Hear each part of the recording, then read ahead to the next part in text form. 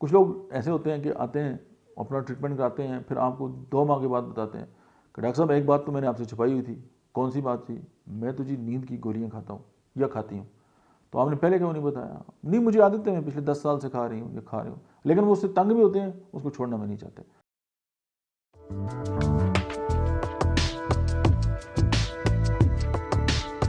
بسم اللہ الرحمن الرحیم، السلام علیکم، میرا نام ڈاکٹر احمد اعجاز ہے اور میں سمیلیومی کلینک سے بڑاباد سے آپ سے مخاطب ہوں۔ آج ہم بات کریں گے ایسی ادویات۔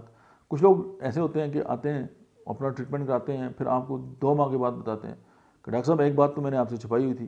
کون سی بات تھی؟ میں تو جی نیند کی گولیاں کھاتا ہوں یا کھاتی ہوں۔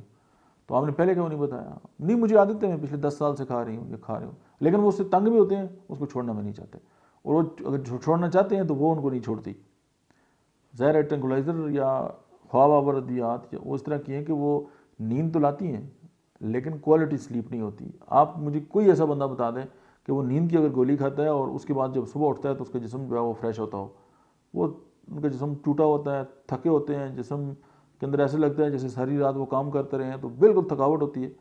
تو سمپل بات یہ ہے کہ ظاہر ہے وہ اگر وہ چھوڑنا بھی چاہتے ہیں تو وائی ناٹ، میں آج آپ سے ہومیوپیتھی کا ایک ایسا فارمولہ شیئر کروں کہ آپ حیران ہو جائیں اور آپ کی ٹرنکلائزر سے جان بھی چھوٹے، ان کے سائیڈ ایفیکٹ جو ہیں وہ بھی ختم ہو، اور آپ جو ہے وہ اپنے آپ کے بہت بہتر جو ہے وہ انسان محسوس کریں۔ اور ڈیفینیٹلی بذات خود کوئی بھی نشہ اور دوا کھانا بذات خود جو ہے وہ کوئی اچھی بات نہیں ہے۔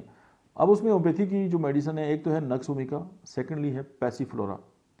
دونوں ادویات جو ہیں ہرب سے بنتی ہیں۔ آپ ان دونوں ادویات کو، اب نکس اومیکا کا مدر ٹنچر جو ہے وہ بہت ہی کڑوا ہے یا اس طرح ہے، تو آپ دونوں میڈیسن جو ہیں وہ ان کو مکس کر لیں اور ان کے 10 ڈراپس جو ہیں وہ آپ دن میں 2 سے 3 بار استعمال کریں۔